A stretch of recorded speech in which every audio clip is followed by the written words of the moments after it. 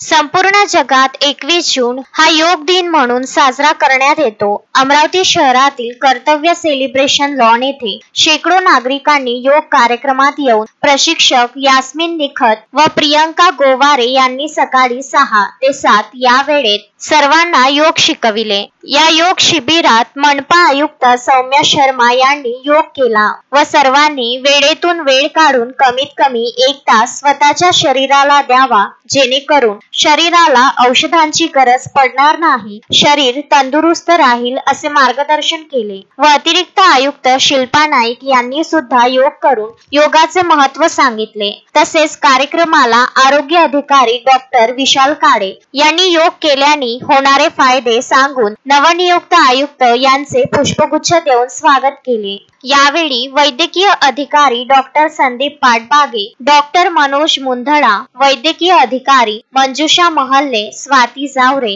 प्रवीणा आठवले, निलिमा बुध, doctor Firoz Khan, आरोग्य सेवक व आरोग्य सेविका यांनी उपस्थित राहून योग करून सर्व शहरी आरोग्य केंद्र यांच्या वतीने संपूर्ण शहरात जनजागृती करून योग करण्यासाठी जनतेला जाहीर आवाहन करण्यात आले. Vidarbha news bureau, Amravati.